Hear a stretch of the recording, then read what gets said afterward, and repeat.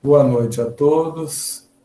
Hoje nós vamos dar continuidade ao estudo da Revista Espírita, vendo o terceiro trimestre de 1862.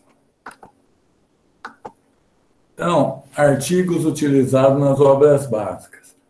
Artigo Ponto de Vista, de julho de 1862, Kardec adaptou e utilizou no Evangelho segundo o Espiritismo, capítulo 2º, Meu Reino não é deste mundo, e tem o Ponto de Vista. Semana passada, retrasada, eu fiz 3 palestras referentes a esse tema. O segundo artigo, Duplo Suicídio por Amor e Dever, Estudo Moral, de julho de 1862, Kardec colocou no Céu e Inferno, segunda parte, exemplos, capítulo 5º, Suicidas, item, duplo suicídio por amor e por dever. Esse item nós vimos quando nós estudamos aqui às quintas mesmo, o livro O Céu e o Inferno. O artigo Castigo de um Avarento, agosto de 1862, Kardec colocou no livro Céu e Inferno, segunda parte, exemplos, capítulo 4º, Espíritos Sofredores, item François Riquier, que nós também estudamos às quintas-feiras aqui, quando estudamos o Céu e o Inferno, e hoje vai ter um item que vai fazer referência a esse artigo que nós vamos estudar hoje. E o artigo Dissertações Espíritas, Estudos Uranográficos, Galileu, de setembro de 1862, Kardec colocou na Gênese, capítulo 6º, Uranografia Geral. O primeiro artigo que nós temos é um artigo muito importante do Espírito de Verdade, e ele, até o nome do artigo já é bastante interessante, né? Uma telha. O Espírito de Verdade, que Kardec colocou no item da Revista Espírita, chamado Ensinos e Dissertações Espíritas, de julho de 1862. Então, o Espírito de Verdade falou o seguinte: passando pela rua, ele caindo aos pés uma telha, diz um homem, que sorte! Um passo a mais e eu estaria morto. Em geral, é o único agradecimento que dirige a Deus. Entretanto, esse mesmo homem, pouco tempo depois, adoece e morre na cama. Por que, então, foi preservado da telha para, como todo mundo, morrer alguns dias depois? Foi o acaso, dirá o incrédulo. Como ele próprio disse, que sorte! De que lhe adiantou escapar da morte no primeiro acidente, se sucumbiu no segundo? Em todo caso, se a sorte o favoreceu, o favor não durou muito, é o que todo mundo ia pensar. A essa pergunta, o espírita responde: a cada instante escapais de acidentes que, como se costuma dizer, vos deixam a um passo da morte. Não vedes nisso um aviso do céu para vos provar que a vossa vida está por um fio, que jamais tendes certeza de viver amanhã e que, assim, deveis sempre estar preparados para partir? Mas que fazeis quando deveis empreender uma longa viagem? Fazei os vossos preparativos, arranjai os negócios, muni-vos de provisões e de coisas necessárias para o caminho. Desembaraçai-vos de tudo quanto pudesse dificultar ou retardar a marcha.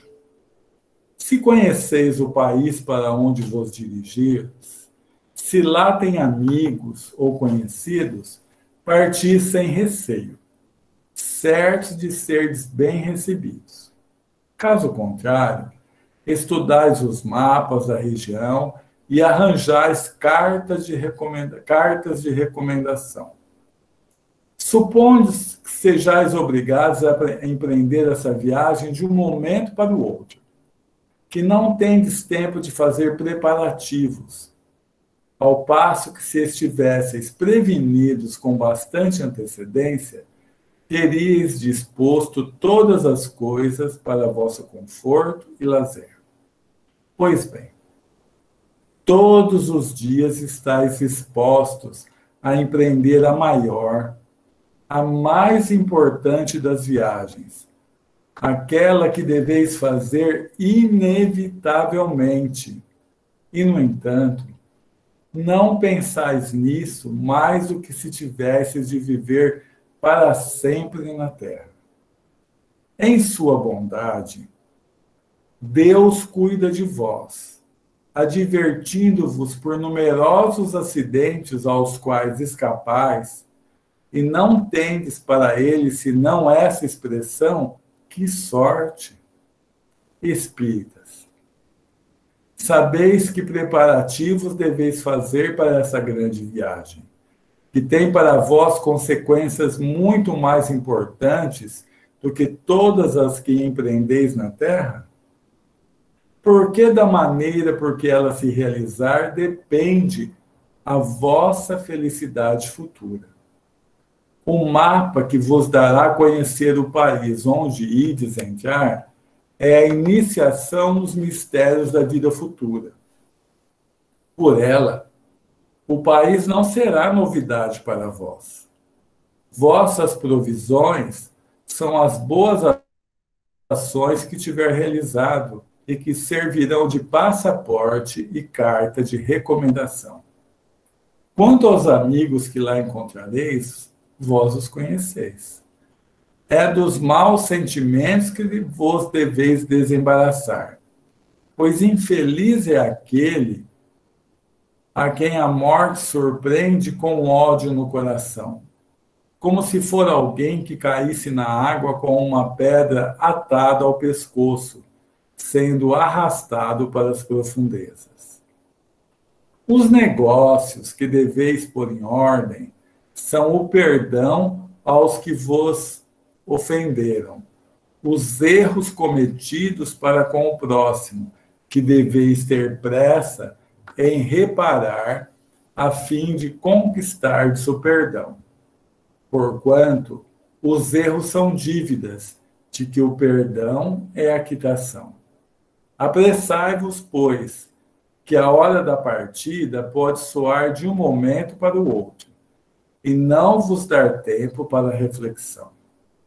Em verdade vos digo, a telha que cai aos vossos pés é o sinal que vos adverte para estardes sempre prontos, a partir do primeiro chamamento, a fim de não serdes tomados de surpresa. O Espírito de verdade. Olha que artigo muito bom, né? Belíssimo.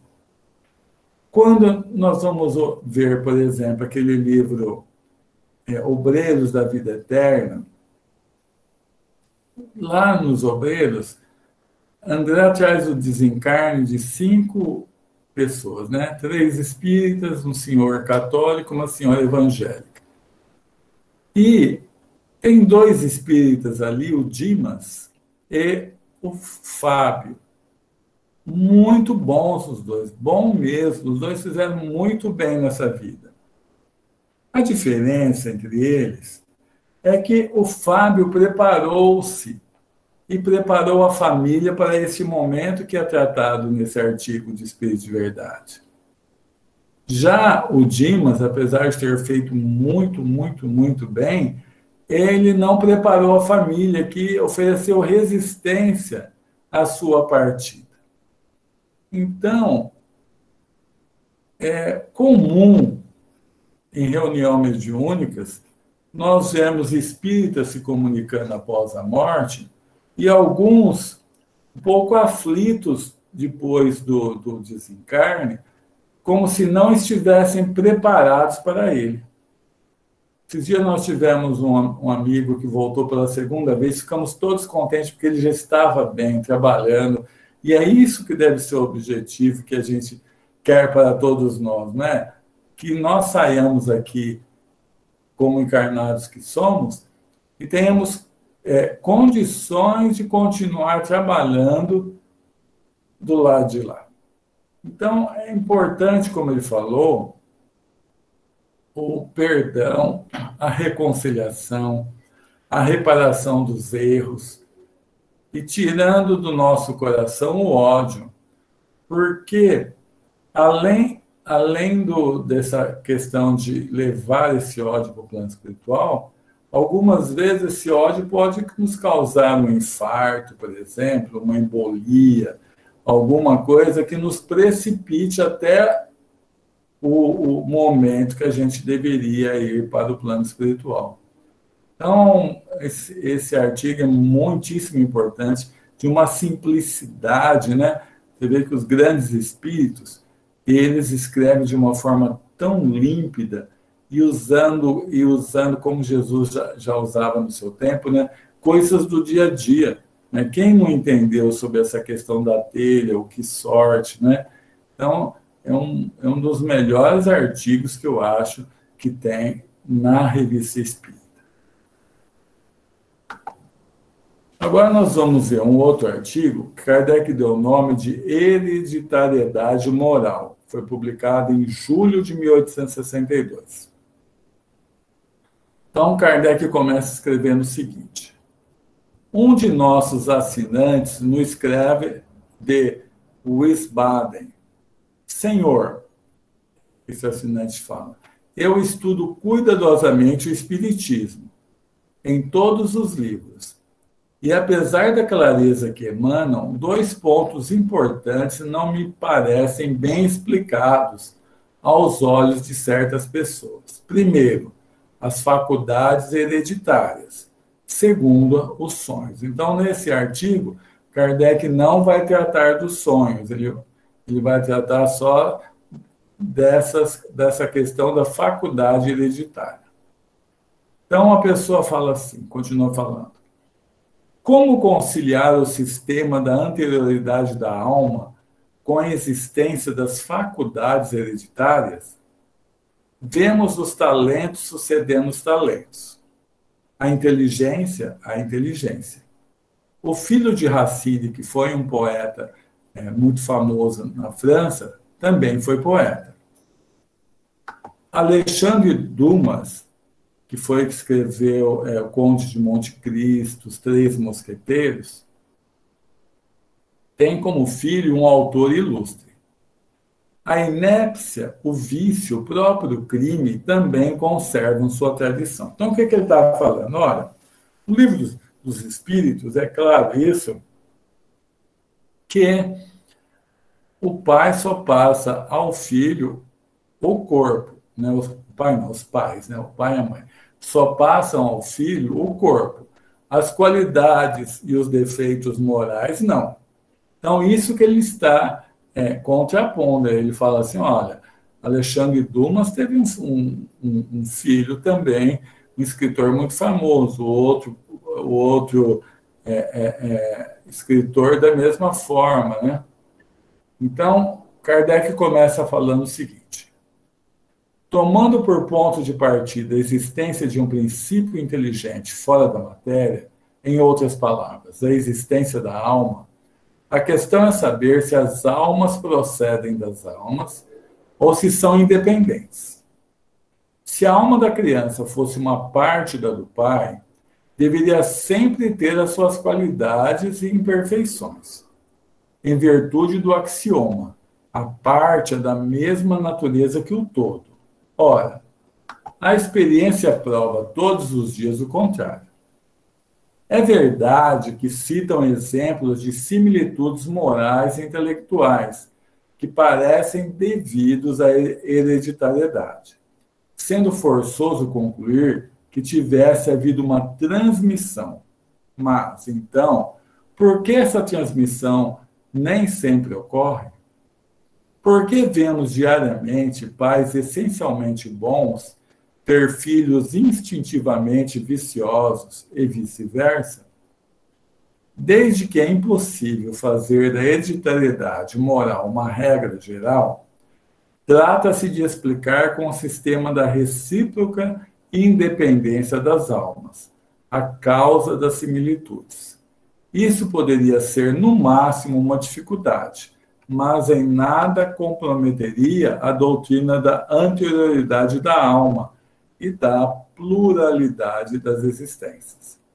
Considerando-se que essa doutrina está provada por centenas de fatos concludentes, contra os quais é impossível levantar objeções sérias.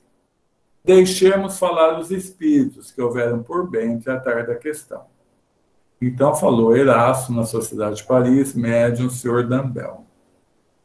Já vos repetimos muitas vezes, Erasto falou, que as semelhanças corporais são devidas a uma questão material e fisiológica, absolutamente independentes da ação espiritual, e que as aptidões e gostos semelhantes resultam não da procriação da alma por outra já nascida, mas porque espíritos semelhantes se atraem. Daí a família de heróis ou de raças de salteadores. Admitir, pois, em princípio, que os bons espíritos escolhem de preferência para a sua nova etapa terrestre um meio onde o terreno já está preparado.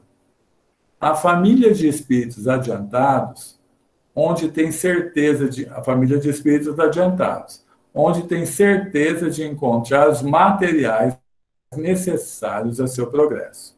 Admitir igualmente que os espíritos atrasados, ainda inclinados aos vícios e aos apetites animais, fujam dos grupos elevados, das famílias moralizadas, e, ao contrário, se encarnem onde se espera encontrar os meios de satisfazer as paixões que ainda o dominam. Agora, é preciso acrescentar isso. Muitas vezes nascem famílias dignas em todos os sentidos do respeito de seus concidadãos, indivíduos viciosos e maus, que aí são enviados para servirem de pedra de toque daquelas, ou seja, para ver se realmente essas famílias são boas mesmo. Por vezes ainda, eles vêm por conta própria, na esperança de saírem da situação difícil em que então se desmoronavam, para se aperfeiçoarem sob a influência desses meios imoralizados. Ou seja, muitas vezes as famílias aceitam dentro delas espíritos ainda bastante atrasados para ajudá-los a progredir. Sucede o mesmo com os espíritos já adiantados moralmente, que se reencarnam em famílias obscuras, entre espíritos atrasados, a fim de lhes mostrar o caminho. Então, é um reforço, né, do que já está lá bem claro no Livro dos Espíritos, que os filhos não herdam dos pais as qualidades e os defeitos morais. Isso é importante a gente sempre ter por uma série de consequências. Por exemplo, na esteira disso, a gente vai chegar à conclusão que não há diferença no tocante a herdar qualidade e defeito entre um filho natural e um filho adotivo, por exemplo.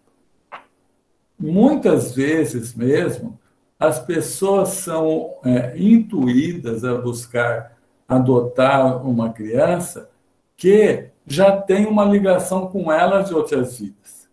Então, isso daí é um fato que ocorre, que a gente vê muito nos livros. Tem aquele livro A Vida Continua, uma pessoa que tinha tirado a vida de outra para casar com a mulher dele. O jeito de reparar isso foi deles adotarem esse mesmo espírito. E primeiro eles intuíram a mãe, que já estava numa idade que não podia ter mais filhos naturais, a adotar. E a mãe acabou convencendo aquele que tinha tirado a vida. Então, foi o melhor jeito que a espiritualidade encontrou, depois de um trabalho muito grande de reaproximação, para que os dois reparassem aquela situação que ficou muito mal daquela mesma vida. Então, a gente sempre tem que ter essa certeza, né? Que os filhos chegam para nós, algumas vezes, e talvez hoje, na maioria das vezes, são espíritos até mais avançados que nós, né? No tocante a conhecimento, tanto do lado intelectual quanto do lado moral. Então, que a gente pode aprender muito com eles também, não só ensinar. É uma outra condição que a gente sempre tem que pensar. Então, o amor exigente, o primeiro princípio que a gente estuda lá chama, agora esqueci o nome do princípio, mas ele vai falar dessa questão das famílias, né? Então, tem umas coisas que eu fico muito assim, porque eles sempre colocam dessa coisa que muitas vezes o dependente herdou do pai, que já era dependente de álcool, por exemplo. E isso, eu acho que até complica um pouco. A gente não pode abrir muito, porque você não pode falar de religião lá, mas muitas vezes tira a responsabilidade do filho que ele precisava perceber que depende dele sair. Fica uma desculpa perfeita para que a pessoa não se modifique, né? Ah, não, mas você herdou isso de seu pai, não tem jeito. Então, é importante a gente saber isso, né? É importante mesmo. E o terceiro artigo que nós vamos tratar hoje chama O Valor da Prece. É de agosto de 1862. Então, a senhora que relatou a Kardec a comunicação do espírito do artigo Castigo de um Avarento, então, esse artigo Castigo de um Avarento, como eu falei, Kardec colocou lá no céu e inferno. E ela recebeu esse espírito, nesse artigo Castigo de Avarento, e ele estava muito bravo porque estavam dilapidando o patrimônio dele. E como essa senhora, a mãe dela tinha sido inquilina dele, ele, sabendo da mediunidade da filha, foi lá reclamar, né? Olha, ele não sabia como chegou ali, mas ele nem sabia que tinha desencarnado ainda. Então, essa mesma senhora que mandou essa comunicação do castigo de um avarento, que Kardec incluiu tanto na Revista Espírita, depois no Céu e Inferno, também mandou uma outra coisa. Então, é isso que ele vai falar.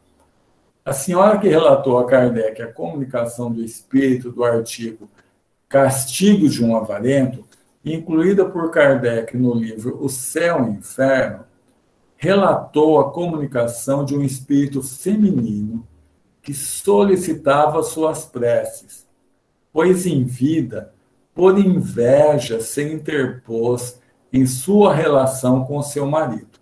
Então, ela recebeu a comunicação de um espírito feminino que solicitava para ela, para fazer preces para ela, já tinha desencarnado, e ela mesma relatava que, por inveja, ela interpôs em sua relação com o marido dela. Então, ela disse na comunicação: minha irmã, que oprimi durante minha vida, é a única que tem orado por mim. Então, ela falou assim: eu tenho uma irmã, e eu fui mal com ela, não fui boa com ela, mas é a única que tem orado por mim.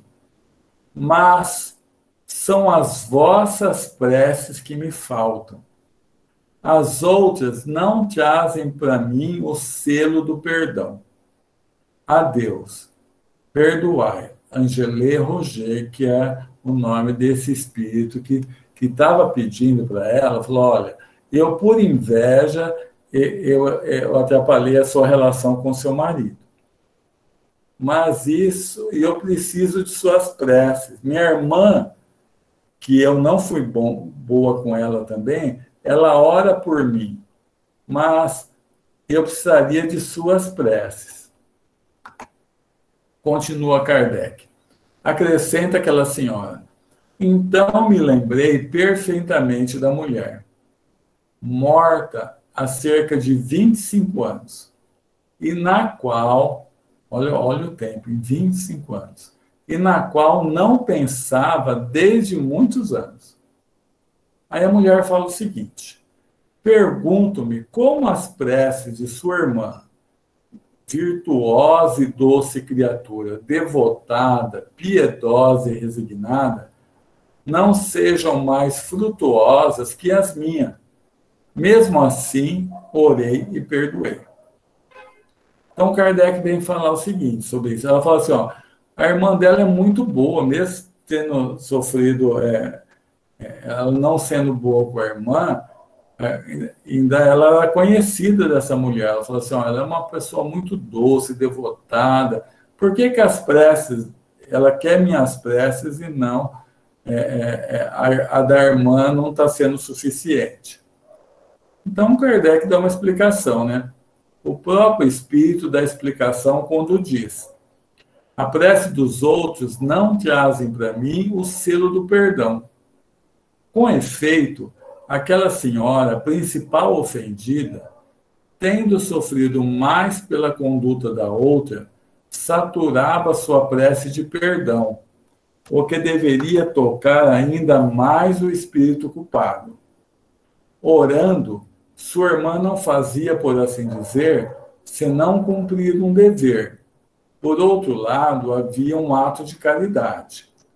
A ofendida tinha mais direito e mais mérito para pedir graça, no caso dela que comunicou a Kardec. Seu perdão, pois, deveria tranquilizar-se mais o espírito. Ora, sabe-se que o principal efeito da prece é agir sobre a moral do espírito, seja para o acalmar, seja para conduzir ao bem. Trazendo ao bem, ela presta a clemência do juiz supremo, que sempre perdoa o pecador arrependido. A justiça humana, em que pese a sua imperfeição em face da justiça divina, oferece-nos frequentes exemplos semelhantes. Se um homem for levado a um tribunal por ofensas a alguém, ninguém o defenderá melhor, nem obterá mais facilmente sua absolvição do que o próprio ofendido, vindo generosamente retirar a queixa. Após ter lido na Sociedade de Paris a comunicação acima, ensejou a seguinte pergunta proposta por um de seus membros: os espíritos solicitam constantemente prece aos encarnados. Será que os bons espíritos não oram pelos sofredores? Será que os bons espíritos não oram pelos sofredores? Nesse caso, por que as preces dos homens são mais eficazes? Aí Santo Agostinho foi responder, né? Falou assim, ó, orai sempre, meus filhos. Já vos disse, a prece é um orvalho benfazejo que deve tornar menos árida a terra ressequida. Perguntais por que os espíritos sofredores preferem pedir-vos preces que a nós. A prece dos encarnados são mais eficazes que a dos bons espíritos? Aí ele mesmo responde, né? Quem vos disse que as nossas preces não tinham a virtude de espalhar consolação e dar força aos espíritos fracos, que não podem ir a Deus senão com dificuldade, e muitas vezes sem coragem. Então, isso é muito importante a gente saber e sempre meditar, né?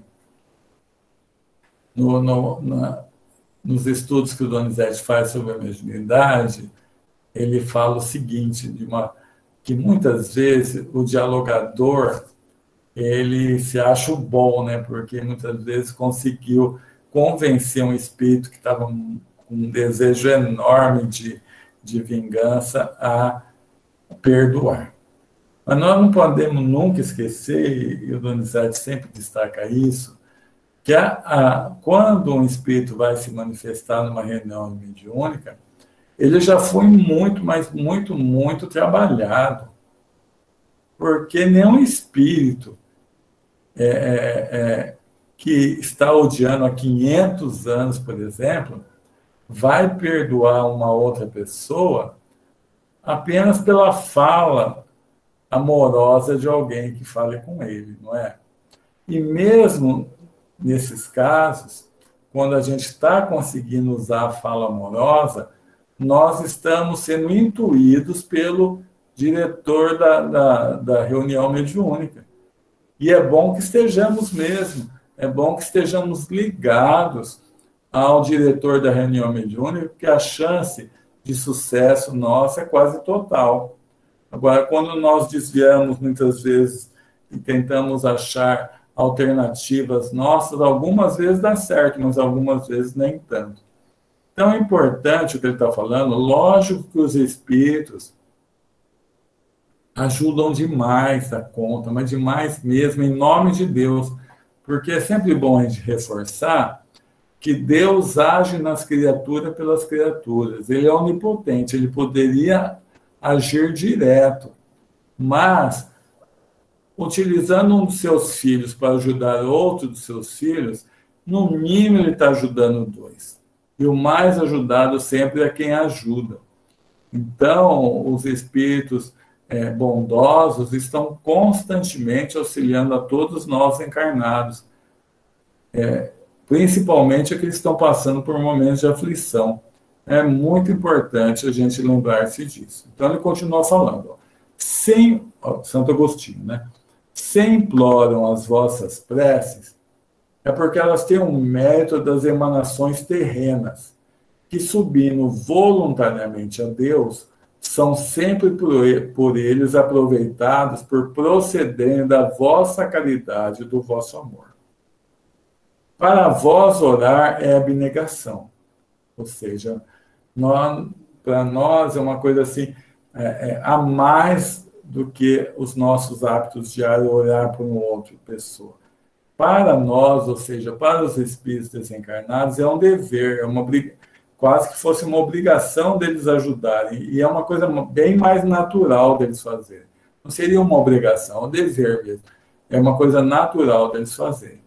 O encarnado que ora pelo próximo cumpre a nobre tarefa dos puros espíritos, sem lhes possuir a coragem e a força, realizam as suas maravilhas. Então, nessa questão do encarnado oral, é muitíssimo importante. Por exemplo, nesse caso relatado, por que o espírito queria a prece da mulher? Como Kardec falou, para tirar a culpa. Então, a culpa de ter atrapalhado o relacionamento daquela mulher que escreveu era muito difícil para ela no plano espiritual. Então, ela queria que a mulher pedisse para ela e perdoasse, assim ela ia conseguir livrar-se da culpa e conseguiria restabelecer o seu próprio equilíbrio. E para a mulher que que perdoou, para ela foi de uma coisa talvez até maior do que para a mulher que recebeu a prece, porque ela perdoou, apesar de ela falar que ela não estava lembrando mais da mulher, alguma coisa ainda tinha dentro dela daquele ato que a outra fez. E ela falou, eu orei e perdoei. Então, para ela foi talvez de um proveito melhor do que para a mulher que recebeu. Então, são oportunidades que nós temos de orar por aqueles que já foram para o lado de lá, aqueles que nos prejudicaram e aquele que nós prejudicamos, né? Pedindo perdão, orando por ele, pela sua família, que Deus possa amparar a todos, e aqueles que nos prejudicaram, perdoando, porque quem somos nós para julgar os outros, né? Nós também prejudicamos muitas pessoas. Então, é muito importante, Jesus falou, né? Reconcilia-te com teu irmão enquanto ele está no teu caminho. É o mais importante, mas algumas vezes passa.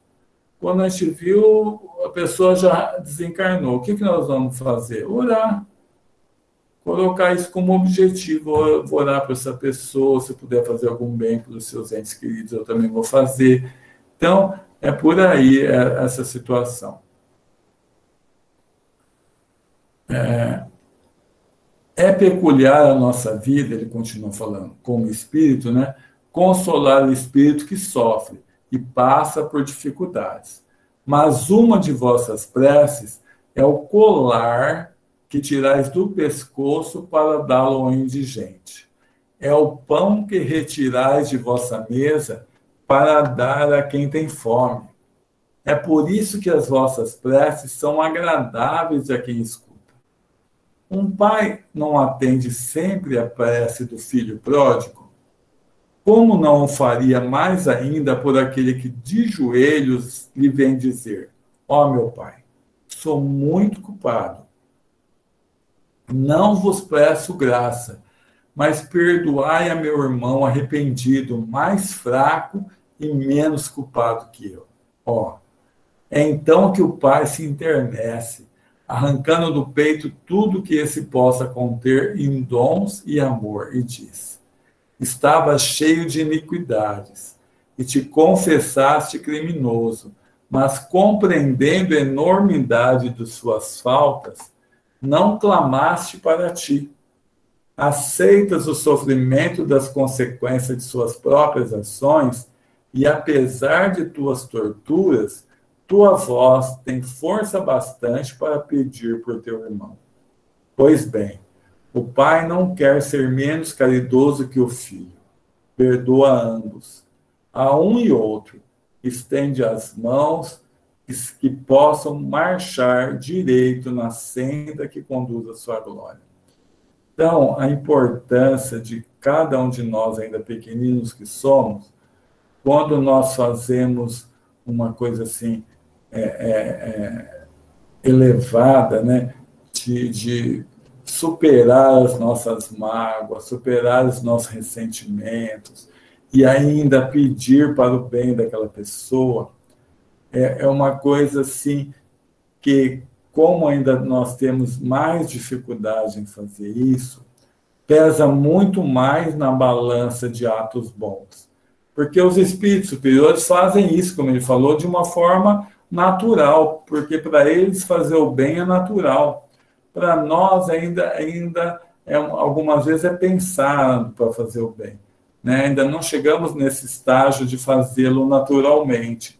Então, no primeiro capítulo,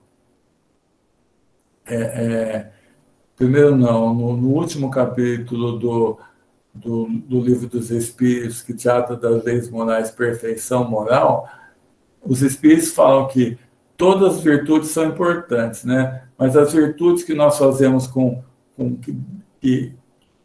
total desprendimento pessoal e que exigem de nós mais esforço, vale mais, né? Então, perdoar aquele que realmente nos magoou, e fazer uma prece para ele, desejando para ele, para sua família, que ele esteja bem no plano espiritual, é uma coisa que vai fazer muito bem essa pessoa e mais ainda para aquele que pede. Então, eu vou terminando por aqui, abrindo para que vocês possam colaborar, se tiver alguma dúvida também.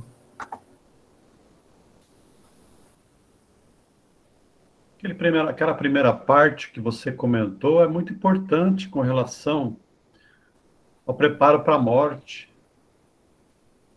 Nós temos muito medo de conversar sobre a morte. Sim. Nós nos excusamos a conversar, batemos na madeira, sai de mim. Só que a morte é um fenômeno natural, inevitável e pode chegar agora. A gente nunca sabe quando virá o momento. E se nós não nos prepararmos ao longo da reencarnação, seremos pegos de surpresa.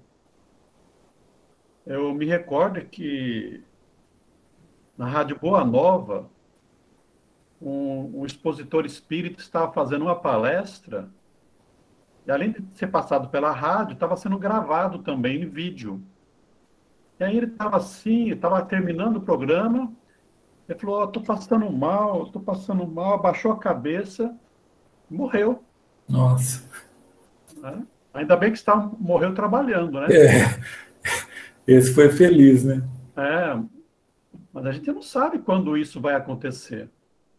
E como é inevitável, se nós não nos prepararmos, mesmo sendo espíritas, nós vamos ficar num estado de perturbação que pode ser maior. É importante que você falou isso, né? Mesmo sendo espírita, porque só o conhecimento assim, sem uma reflexão, ó, se fosse comigo amanhã, por exemplo, ele ajuda, mas não é tudo, né? Porque eu já vi diversos depoimentos de espíritas que estavam bastante, ficam, como é natural, né, de se acontecer, mas a aflição era maior, assim, de a pessoa querer voltar para resolver coisas que ficaram pendentes, assim, né? Então, é uma coisa. Agora, tem pessoas que a gente percebe que já vão mais tranquilas, mais calmas, né? Depende, vai de pessoa a pessoa. Mas o se preparar para isso, é o que você falou, é importante. De vez em quando, a gente fazer essa meditação, né? Rosinha levantou a mão. Pois não, Rosinha. Os especialistas, né, os cientistas que trabalham com a experiência de quase morte, eles estão sentindo que a humanidade está começando a se preocupar um pouco mais com isso aí. Já que a gente sabe que a morte existe, que não é tão difícil assim, que o túnel é brilhante, não é escuro, o túnel que a gente enxerga. Então, já existe no mundo o café da morte, não sei se vocês já ouviram falar. São cafés em que as pessoas se reúnem para falar sobre a morte. No Brasil existe desde 2015. Então, é um local onde se reúne para isso. Toma-se um café, come-se um pedacinho de bolo e, ao mesmo tempo, conversa-se sobre a morte, que é um processo natural, né? Então, é importante isso. É importante porque o ser humano já está começando a querer entender que não tem jeito. Que por mais que ele negue, a primeira fase de todo o processo é a negação. Ele tem que aceitar isso aí. E realmente, é ótimo isso. É uma ideia extremamente boa que tem vindo lá da Europa. Tá certo. Obrigado, Rosinha. Quando a gente lê alguns relatos espíritas de desencarnados, uma coisa que se destaca bastante é a questão dos amigos que intercedem por nós. Eu tenho pensado o seguinte, que conquistar corações, amigos, conquistar respeito pelas obras que nós fazemos é uma garantia muito grande do outro lado. André Luiz teve a intercessão da mãe dele. E um amigo da mãe é que foi atrás dele, que era o Clarencio. O Gregório, a mãe dele estava lá orando por ele e teve ajuda do Gúbio, né? Para ir socorrê-lo. Então, essa rede de amigos que nós conquistamos acaba intercedendo por nós, para que no momento certo nós possamos ser socorridos. E algumas vezes, né, Donizete, a gente vai ser mais lembrado até por um não parente, né? Um dia que a gente deu uma mão para uma pessoa que estava aflita e a gente acha que para ela não, mas ela guardou no coração aquilo.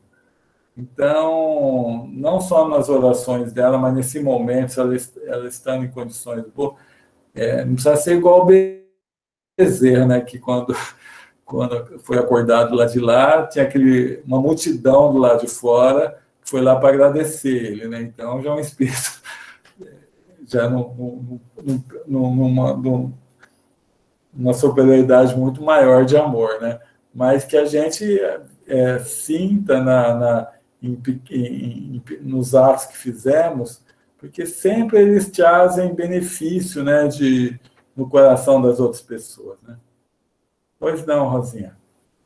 Uma outra coisa também que chama bastante atenção a gente é que todos esses artigos que a gente tem visto, na própria obra da doutrina, né, nos próprios livros, a gente percebe a importância da prece. A importância da prece, em qualquer momento. Em qualquer momento. A prece é essa religação com o alto, com os espíritos, é um lenitivo que a gente não pode dispensar de jeito nenhum.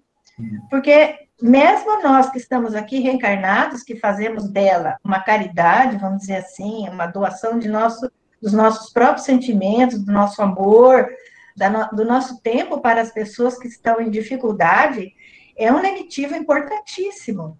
Então, a gente também tem que pensar nisso, mesmo na hora da dificuldade, na hora de se preparar para o desencarne, na hora é uma coisa importantíssima. Então, vale sempre falar sobre isso. Sempre confirmar que orai e vigiai de Jesus está de pé até hoje. Naquele livro, como eu falei, Obreiros da Vida Eterna, o Desencarne de Dimas, eles já tinham providenciado para que a mulher se afastasse, né, dando aquela melhora fictícia. Então, antes de começar o processo do desencarne, eles falaram assim, vamos dar oportunidade para ele de fazer uma oração, né, a última oração. E aí ele faz uma oração para Maria Santíssima, e olha o reflexo da oração. Ao ligar-se em Maria Santíssima, a mãe dele, que foi mãe dele na Terra, que estava no plano espiritual, chega, ele não vê de imediato a mãe, né? Mas ele sente-se muito bem, porque a mãe chega e coloca ele no colo.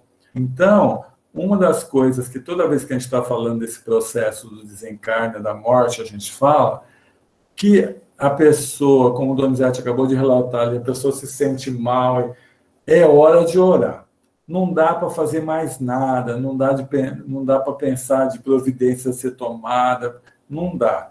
Então, é ficar o mais calmo possível e orar para Deus, para Jesus, para Maria Santíssima, para o anjo de guarda. Então, isso é muito importante mesmo, viu, Rosinha? Obrigado por você ter colocado. Até o André Luiz, lá no umbral, ele só foi socorrido depois que ele orou. Sim.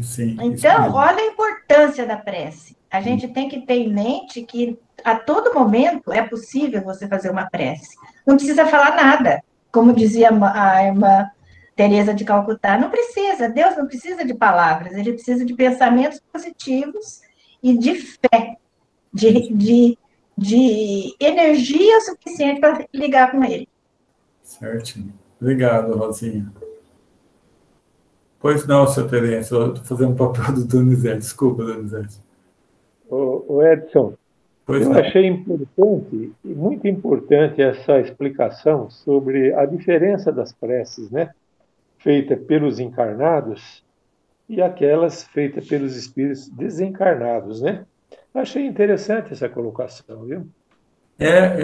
Senhor viu, né? A importância que eles dão, porque é como se, mal comparando, fosse uma pessoa expert em alguma coisa, fazendo uma coisa, e um que está começando fazendo igual, parecido, né? Tem muito mais valor, né, Sr. Terêncio?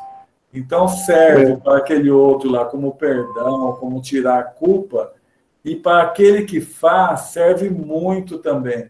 Porque, como Santo Agostinho fala ali, olha, ele está cheio de problema também, que todo mundo tem, mas ele está pedindo pelo outro, né? Então, Deus vai ajudar os dois.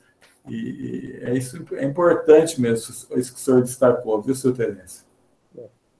E também o fato, muitas vezes, né, que é o ofendido que está orando pelo ofensor, né? Muitas vezes isso aí tem um valor muito maior, né? Muito maior. justamente porque vai trabalhar aquela culpa, né? Que a pessoa no plano espiritual é muito mais forte esse sentimento de culpa, né? Então, para ela é um lenitivo muito grande. Isso mesmo, Teresa. Obrigado, Edson. Eu que agradeço, Teresa. Agora, vale lembrar que a doutrina espírita é maravilhosa, né? O consolo que ela nos dá, a oportunidade que a gente tem de saber que a morte não existe, que nós estamos aqui em processo de aprendizagem, que nós não somos pecadores, nós estamos em processo de aprendizagem. Então, isso tira até muita culpa da gente. A gente percebe que a nossa existência é para crescer, é para se desenvolver. Maravilhoso. Tá certo.